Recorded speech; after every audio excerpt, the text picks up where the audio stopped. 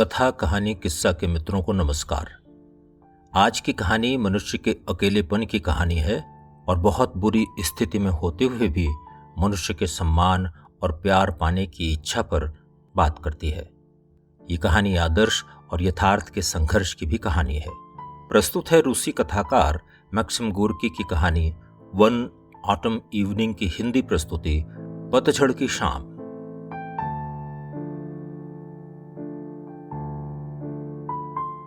पतझड़ के मौसम की एक शाम मैं बहुत असुविधाजनक और कष्ट वाली स्थिति में फंस गया था। मैं इस अजनबी शहर में हाल ही में आया था। मेरी जेब में न तो एक पैसा था और न ही सिर छिपाने के लिए कोई जगह। मेरा कोई परिचित भी यहाँ नहीं रहता था। शहर में आने के 2-1 दिन बाद ही मैंने अपनी हर वो चीज़ बेच डाली जिसके बिना मेरा काम चल सकता था। मैं शहर छोड़कर पास की एक बस्ती उस्तिये में आ गया। यहाँ नाव से सामान उतारने वाले कई घाट बने हुए थे। जिन दिनों यहाँ नदी के आसपास होने वाला व्यापार चलता था तब यहाँ बहुत चहल पहल होती थी। लेकिन अब अक्टूबर के आखिरी दिन चल रहे थे। मौसम की वजह से काम धाम ढीला पड़ गया था। मैं उस दिन नदी के किनारे गीली रेत पर चल रहा था। मेरा पूरा ध्यान खाने की कोई चीज़ ढूंढने पर लगा हुआ था। मैं खाली इमारतों और दुकान के बीच घूमता हुआ सोच रहा था कि अगर पेट भरा हुआ होता तो कितना आनंद आता। कितनी अजीब बात है। हमारी वर्तमान दुनिया में आत्मा की भूख मिटाना आसान है, लेकिन शरीर की भूख मिटाना कठिन है। आप सड़कों पर चक्कर लगाते हैं, आपके चारों तरफ आलीशान इमारतें दिखाई देती हैं, लोगों के बीच स्थापत्य, स्वास्थ्य और दूसरे विषयों पर चर्चा होती है। आप साफ सुथरे कपड़ों में लगभग सभ्य लोगों को देखते हैं।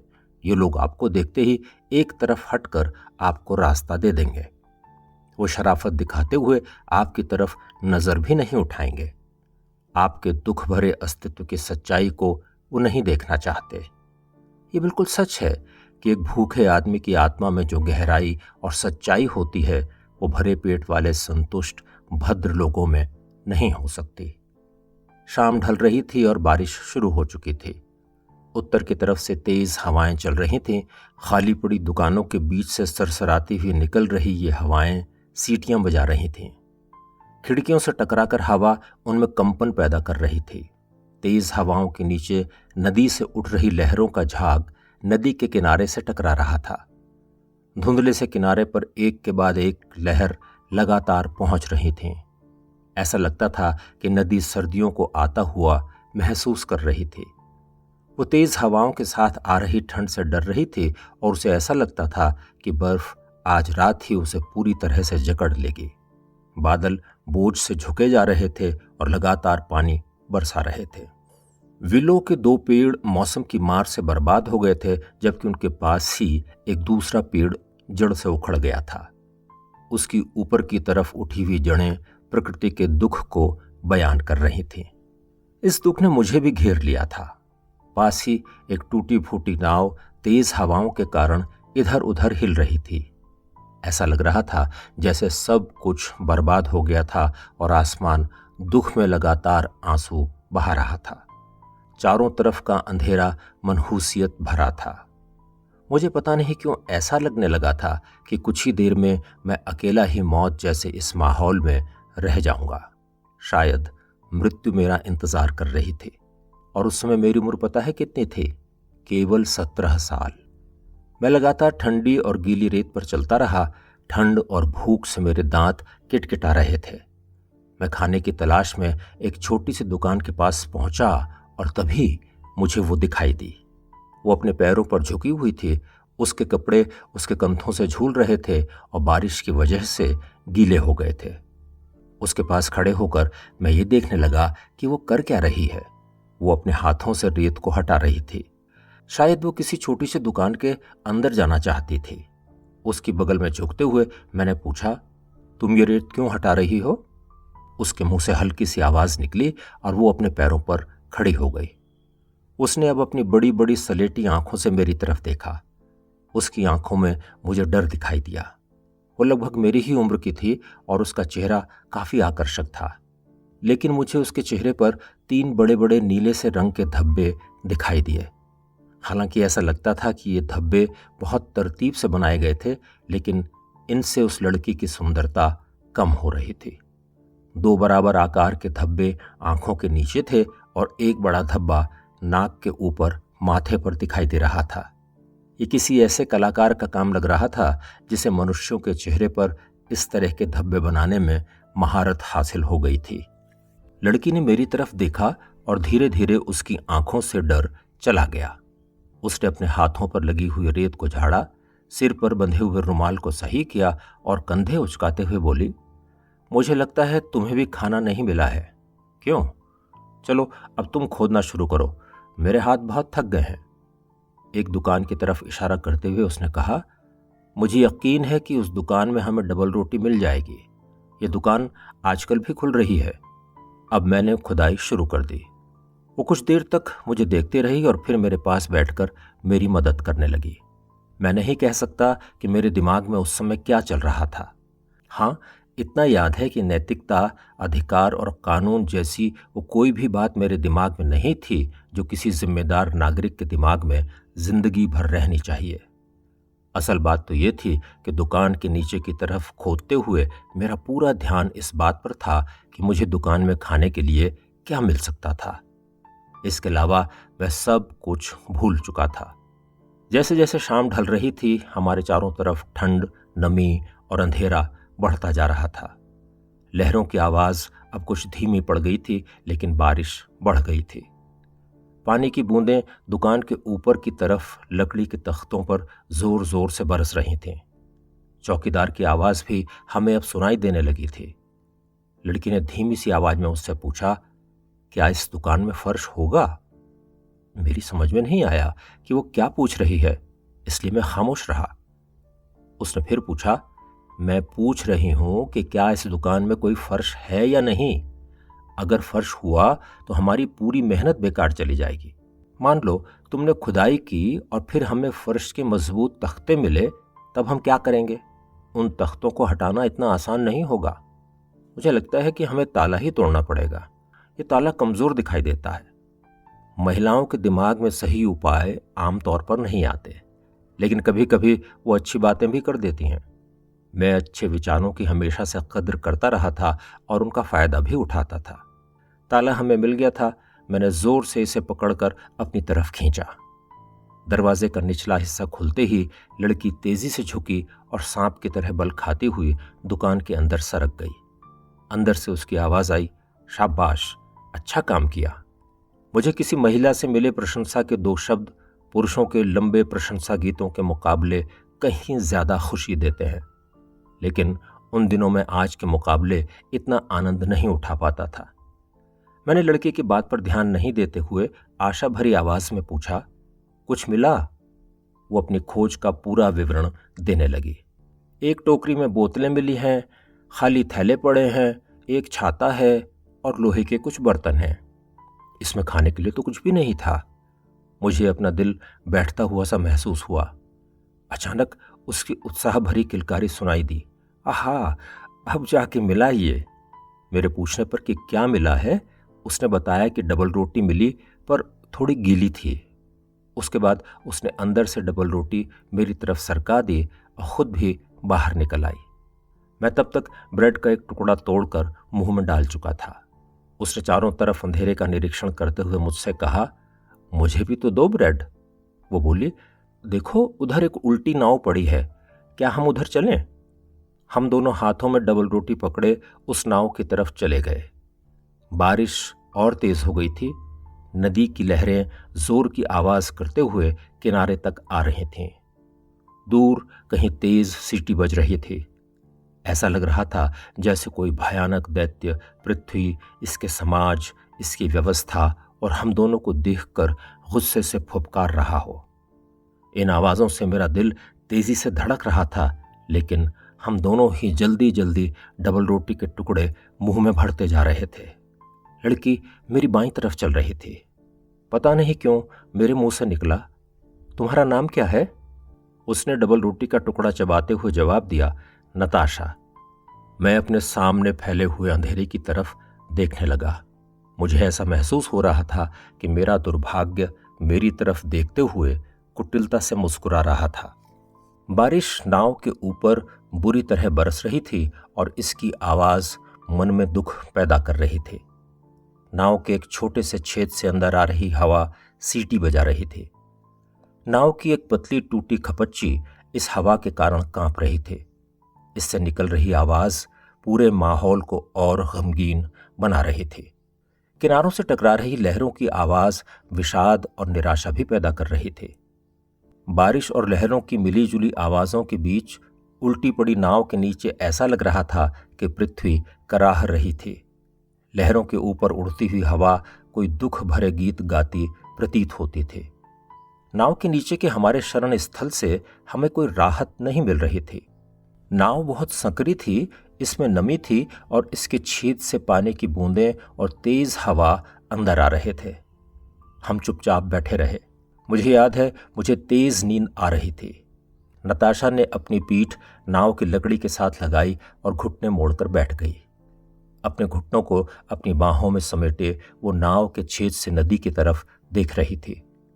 उसके पीले चेहरे पर पड़े नीले दाग अभी भी दिखाई दे रहे थे। वो बिल्कुल हिल डुल नहीं रही थी। उसकी स्थिरता और चुप्पी ने मेरे अंदर अजीब सा डर पैदा कर दिया था। मैं उससे बातें करना चाहता था, लेकिन मेरी ये समझ में नहीं आ रहा था कि मैं शुरुआत कैसे करूं। उसने ही बात शुरू की। कितनी बेहूदी जिंदगी है। उसने अपनी बात पूरी गंभीरता और बिना किसी हिचकिचाहट के कही थी। वो कोई शिकायत नहीं कर रही थी। उसकी आवाज में विरक्ति का भाव था। उसकी इस बात पर मैं अपना विरोध कैसे जाहिर कर सकता था। मैं चुपचाप बैठा रहा और उसने भी मेरी तरफ कोई ध्यान नहीं दिया। नताशा ने फिर से कहना शुरू किया, अगर आज मैं मर भी जाऊं। इस बार वो एकदम शांत धीर गंभीर लहजे में बात कर रही थी, मानो वो किसी नतीजे पर पहुंच गई हो। अपने जीवन के बारे में अच्छी तरह विचार करने के बाद मौत की बात सोचना किसी अंतिम निर्णय पर पहुंचने जैसा ही तो था। उसके विचारों की स्पष्टता के कारण मुझे अपने ऊपर कुढ़न होने लगी थी। मुझे ऐसा लग रहा था कि अगर मैं चुपचाप बैठा रहा तो मेरे आंसू निकलने लगेंगे। किसी औरत के सामने रोना कितना शर्मनाक होगा, विशेष रूप से तब जब वो खुद न रो रही हो। मैंने निर्णय लिया कि उससे बात करना ही ठीक रहेगा। मेरे दिमाग में कुछ अच्छी बातें आई ही नहीं। मैंने पूछा, तुम्हारे साथ ये मार पिटाई किसने की? उसने थरथराती हुई आवाज में कहा, ये सब पाशका ने किया है। मैंने पूछा कि वो कौन है? उसने बताया कि वो उसका प्रेमी था जो बेकरी में काम करता था।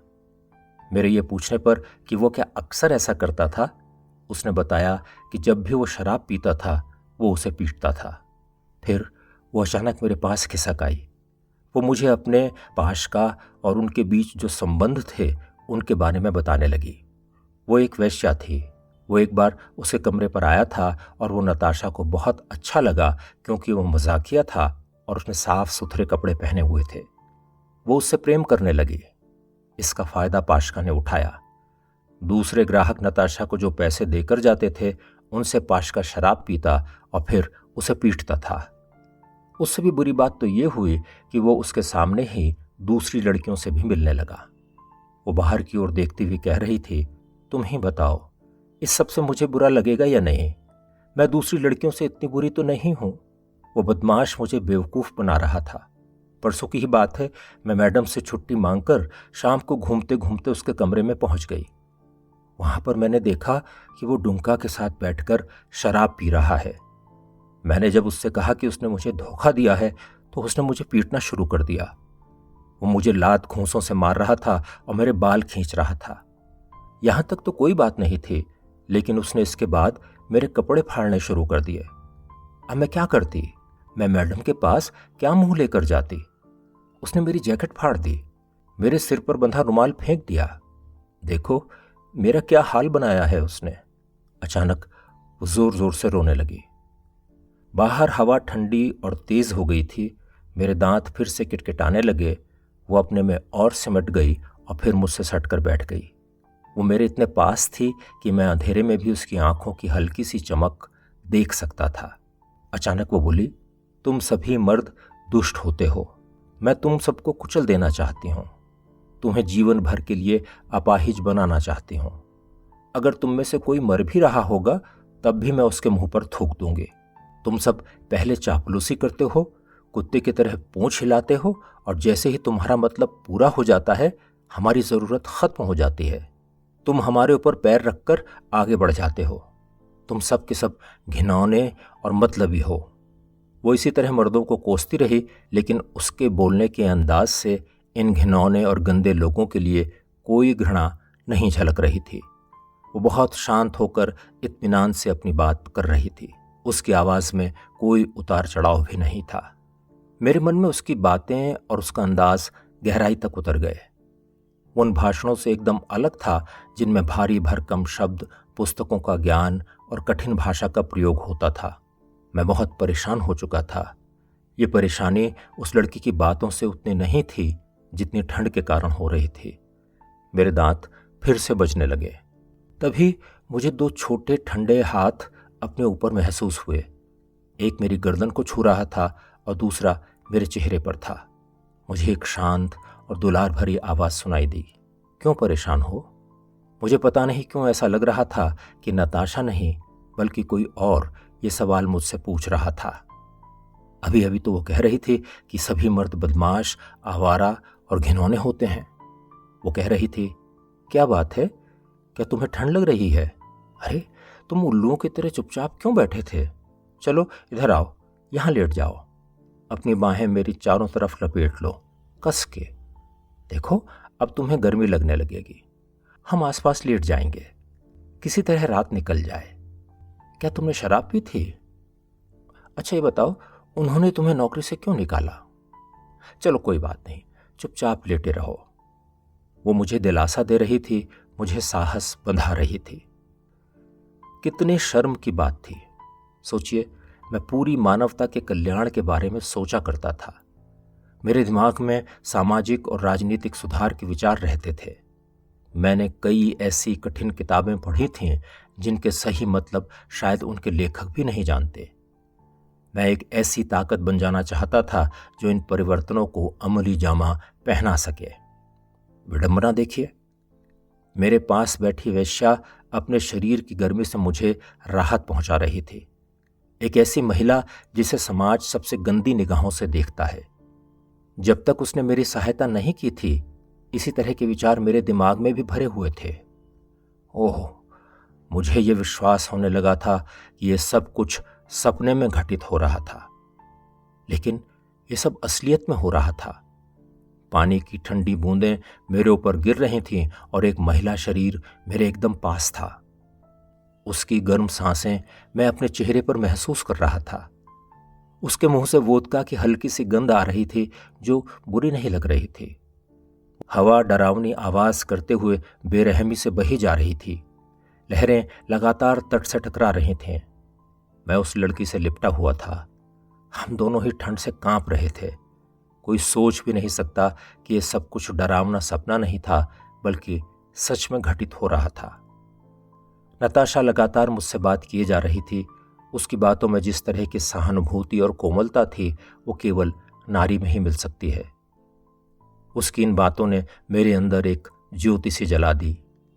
इसके प्रकाश और गर्मी से मेरे दिल में कुछ पिघल रहा था। मेरी आंखों में आंसू भर आए। मेरे दिल की कालिख इन आंसुओं के साथ धुल रही थी। मेरे मन में सालों से जमा हो गई गंदगी धीरे धीरे साफ हो रही थी। नताशा लगातार मुझे दिलासा दे रही थी, नहीं नहीं, रो मत डार्लिंग, रो मत, बहुत हुआ, भगवान की कृपा से सब कुछ ठीक हो जाएगा। तुम्हें कोई ना कोई और नौकरी जरूर मिल जाएगी। वो मुझे चूम रही थी, अपना प्यार दे रही थी। मुझे पहली बार किसी महिला ने चूमा था। जीवन में फिर ऐसी अनुभूति कभी नहीं हुई।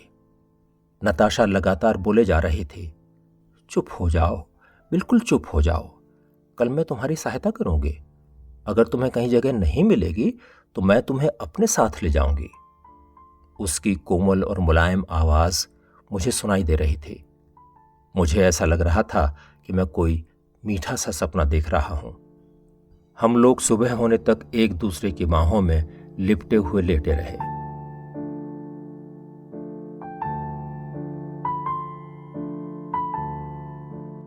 पतझड़ की शाम। अभी आप मैक्सिम गोर्की की रूसी कहानी वन ऑटम इवनिंग की ये हिंदी प्रस्तुति सुन रहे थे। कहानी आपको अच्छी लगी हो तो इसे लाइक करें, शेयर करें और हमारे इस चैनल को सब्सक्राइब करना भी न भूलें। जल्दी मिलते हैं एक और कहानी के साथ। नमस्कार।